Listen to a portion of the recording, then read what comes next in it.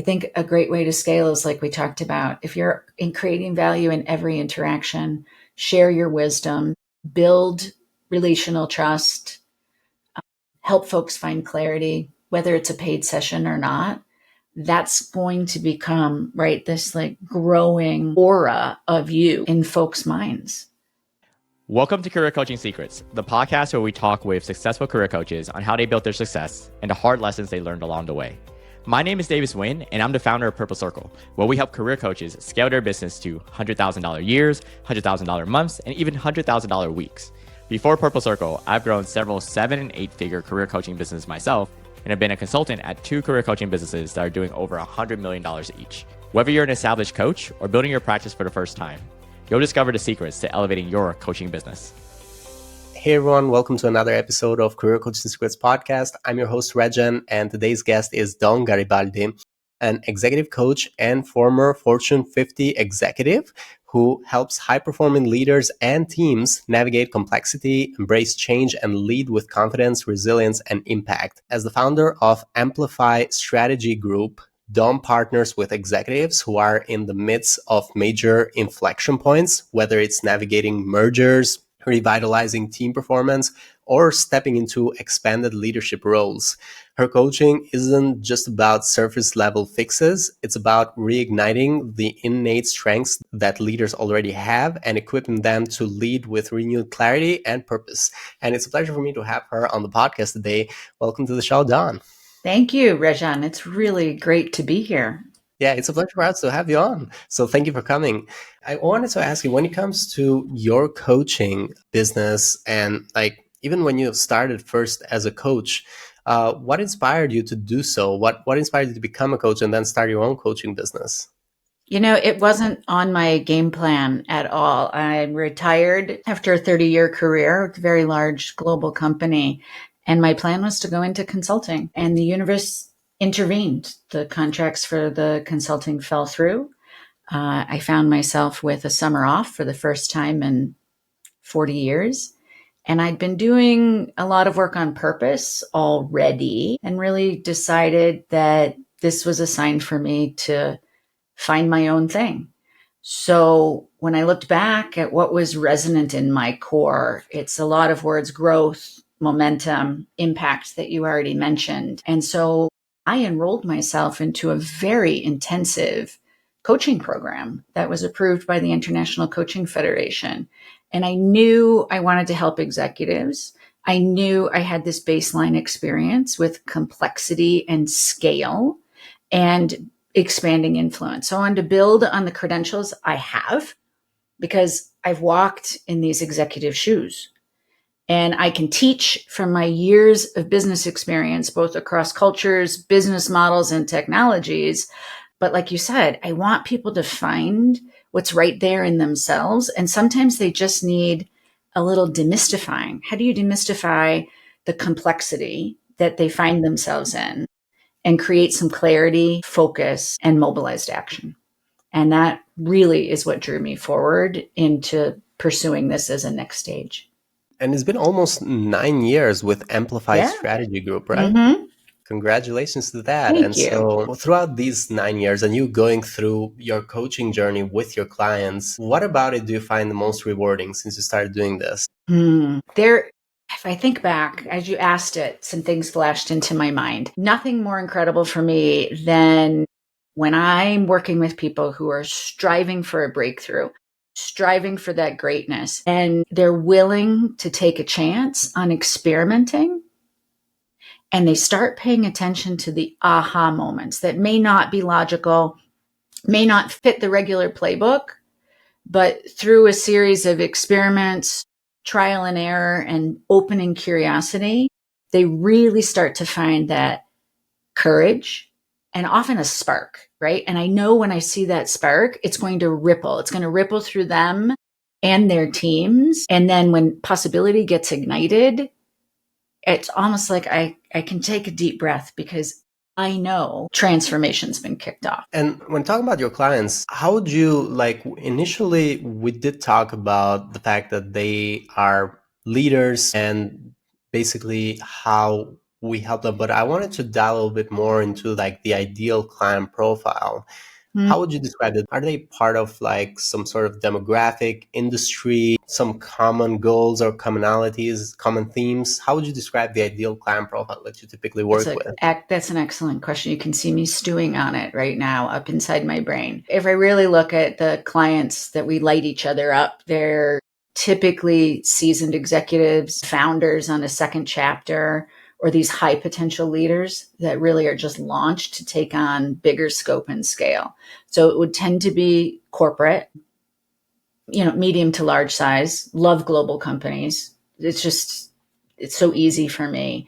And as you said, there's this something's happening. There's this high change, high stress, high stakes. There's a pivot that needs to happen. And my ideal client is a leader of other leaders. So they feel a sense of responsibility for who they choose to be.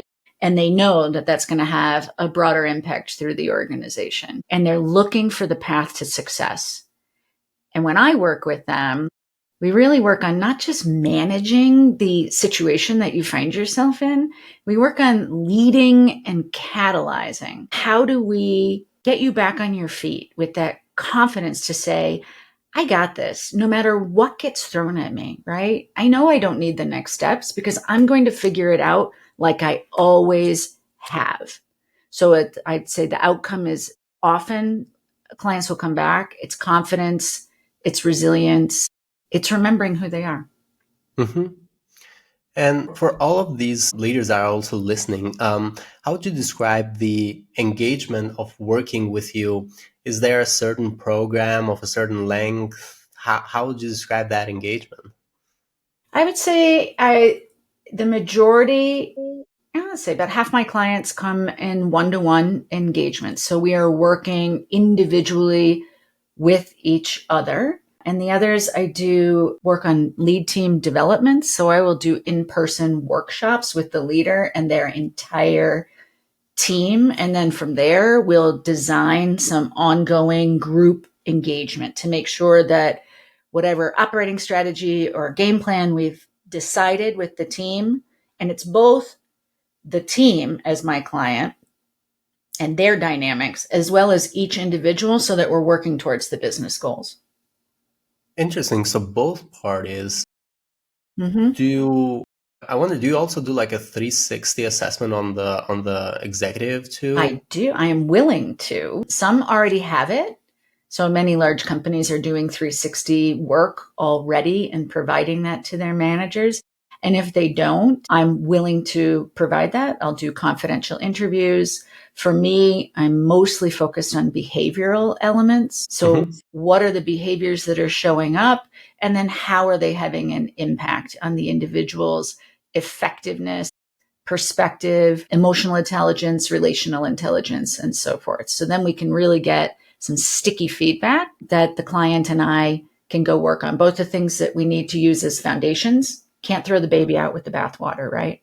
There's a reason my clients have become so successful. We want to hold on to that and then filter out the clutter so they can make those focused steps forward. And so where right now, and this is a question mostly for the coaches who are listening, where do you find your clients, or what marketing channel works really well for you right now? I've tried a lot through the years, and honestly, the best and probably the most resonant clients either come through referrals or my own trusted network. Or maybe they've caught me on LinkedIn and they're interested in the perspectives that I share. LinkedIn's been instrumental since the momentum around a book that I just co-published on Leadership Unscripted, because I think people today are not looking for cookie cutter development solutions. They're craving something real. And that's what I want to participate in together with clients. What's the real work? Where are their real problems? And how do they make a real difference? Interesting. So it's mostly referrals. And have you like figured out a system to ask for a referral, or they just happen naturally right now?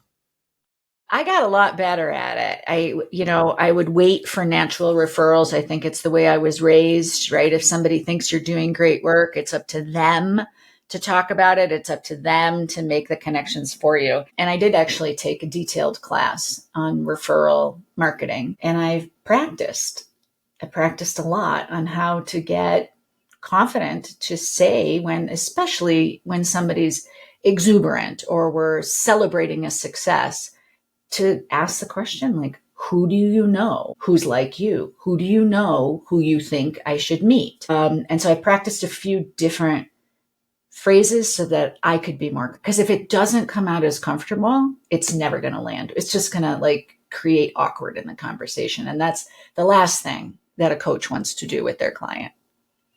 Interesting. I like how you thought about it, like thinking about how you approach to the client, because that's something that we haven't discussed earlier on the podcast. We've certainly discussed about the referrals and how important it is to have a system to ask for it, but never asked about having actually thinking about how you're going to approach to them. Yeah. Well, the good thing is generally with these clients you've already created a relationship with, so is not going to be something that is a big challenge, but yeah, it does make sense to have a certain approach to it. Yeah, that's my hope. And what I've also learned the hard way, and the hard way is because I didn't have the grace to trust that I was creating value. So even with clients that don't hire me.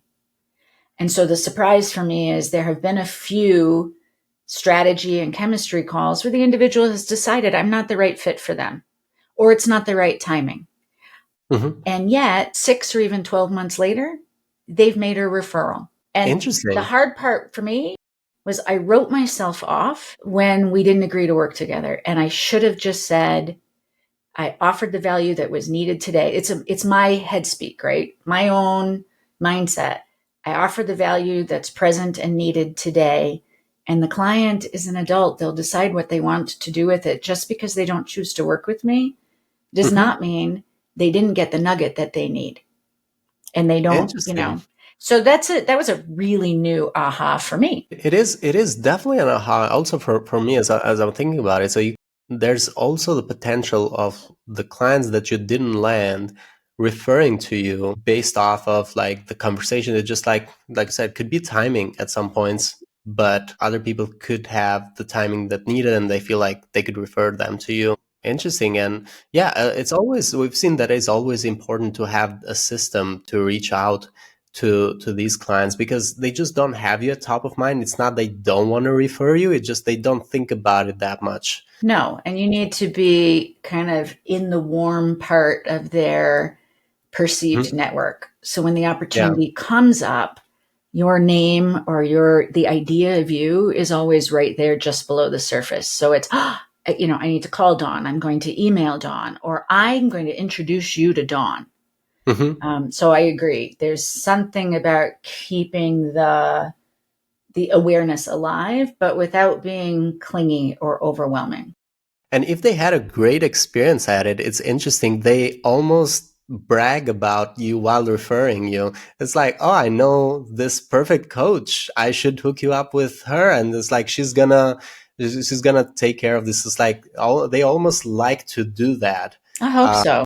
Looking into the future for the next 1 to 3 years, how would you do you have any specific goals that you're working towards with your coaching business? It's asking at just the time. This is my period in the year when I start ideating what I want going forward. I'm putting some bold ideas down.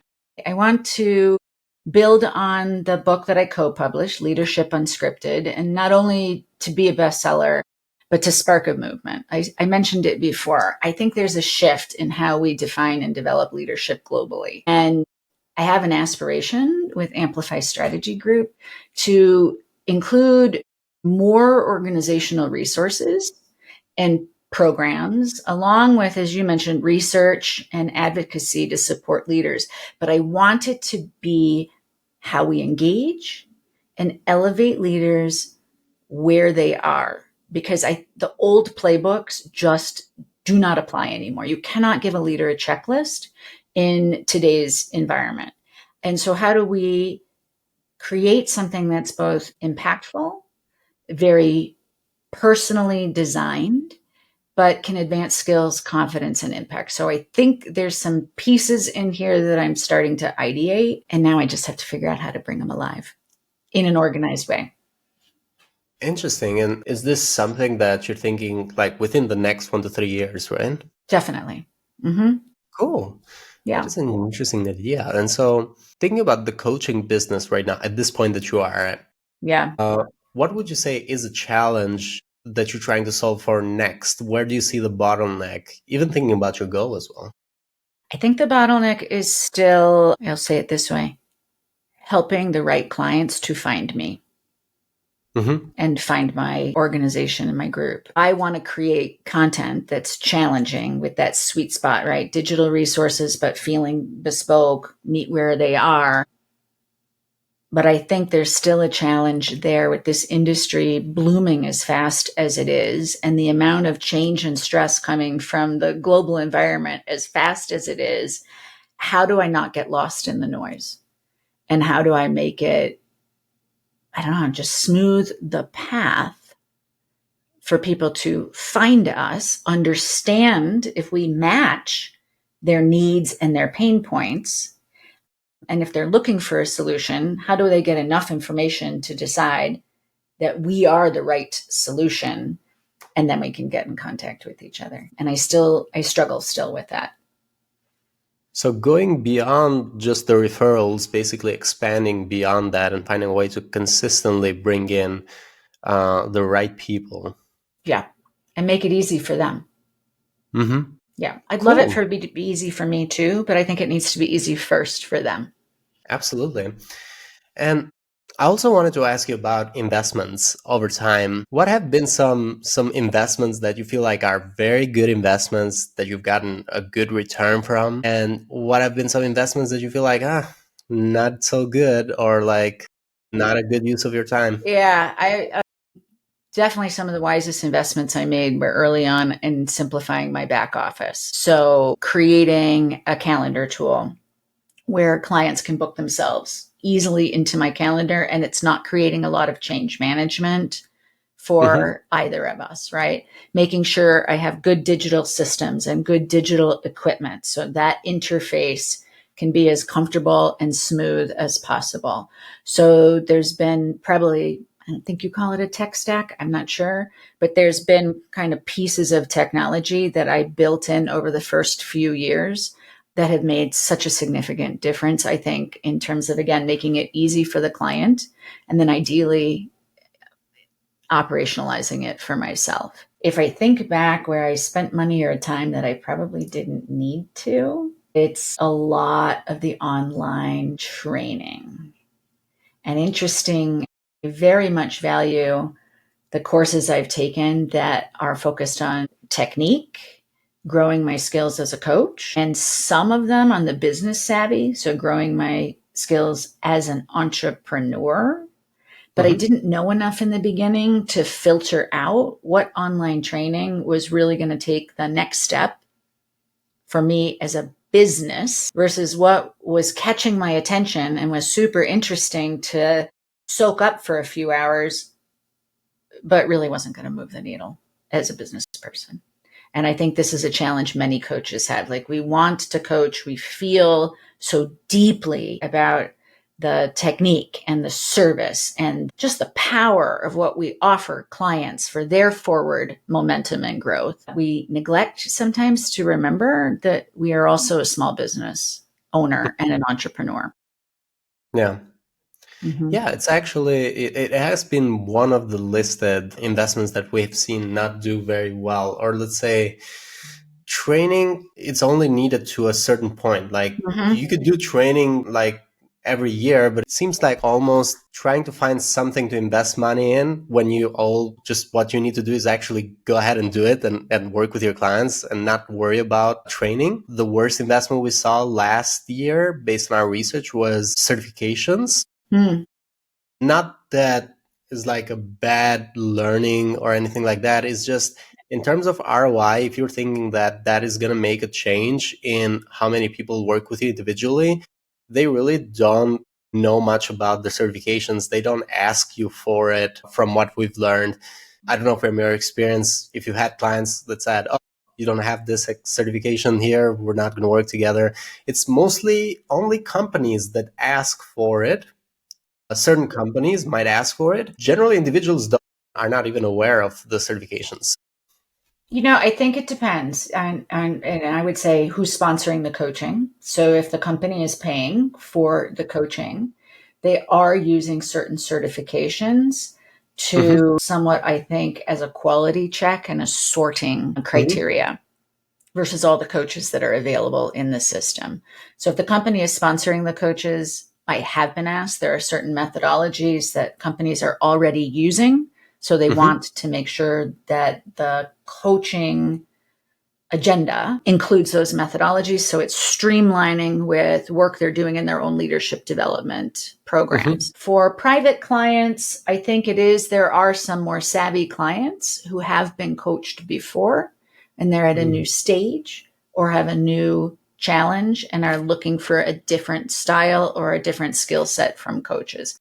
So I think if you have a more experienced client who really sees coaching as a strategic tool in their toolbox, you may also get asked about certification because there's a credentialing and almost a street cred that comes from it. But not every credential is created equal.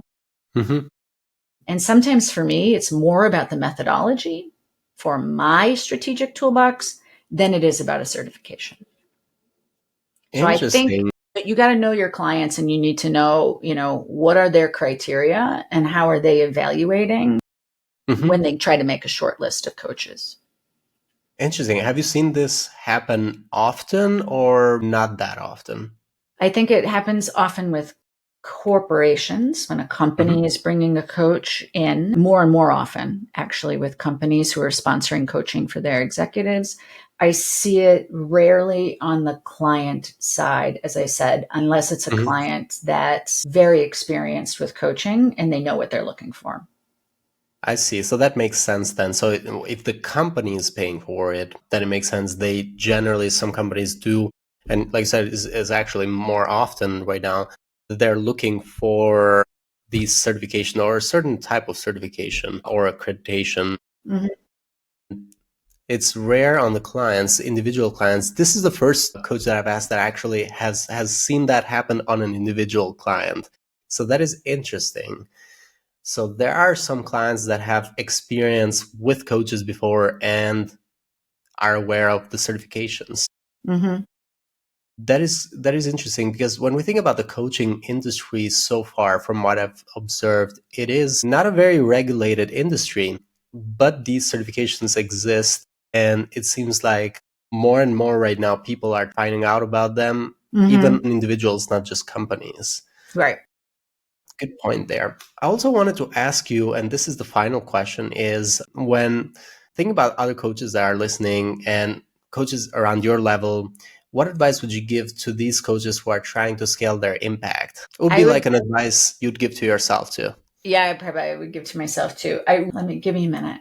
I think the first thing I would actually say, it's coming strong in my mind, is lead with substance. Don't chase trends.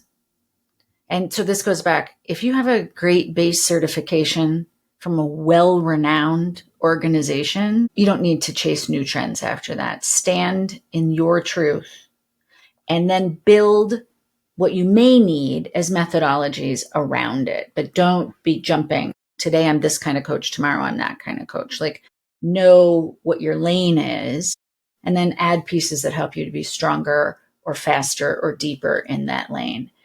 Because really, and I've seen this, the right clients, they're not looking for surface level hype. They're really looking for a transformation. They want someone to help them get under the surface. If they could do this themselves, they're already doing it.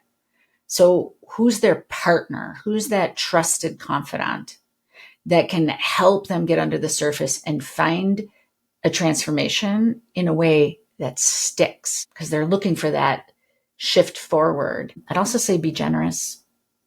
I think a great way to scale is, like we talked about, if you're creating value in every interaction, share your wisdom, build relational trust, help folks find clarity, whether it's a paid session or not. that's going to become, right, this like growing aura of you in folks' minds. So I know there's the entrepreneurial side of scaling, and because I'm not good at it and I keep making mistakes, I don't think I can offer much in that area. But I know if you know what your lane is and you become awesome at it, you will match with the right clients for you, and you'll be the right one for them. Thank you. Thank you so much, Don. And thank you for that amazing advice. For anyone who is listening and wants to find you or connect with you, they can go into LinkedIn and look up Don Garibaldi. They'll be able to find you there. They can also, I believe, go to the website amplifystrategy.com. Correct? They'll be able to find you there as well. Is there any other way people could reach out to you? I think those are the fastest two ways to reach out. Cool. Thank you. Thank you so much, Don. Thank you for coming to our show. It was a pleasure to have you on the podcast. Regen, thank you. I've really enjoyed the conversation. I have to take some notes now. You've sparked some new ideas. Thank you. That's it for this episode of Career Coaching Secrets. If you enjoyed this conversation, you can subscribe on YouTube, Spotify, Apple Podcasts, or wherever you're listening to this episode to catch future episodes. This podcast was brought to you by Purple Circle, where we help career coaches scale their business to $100,000 years, $100,000 months, or even $100,000 weeks, all without burning out and making sure that you're making the impact and having the life that you want. To learn more about our community and how we can help you, visit joinpurplecircle.com.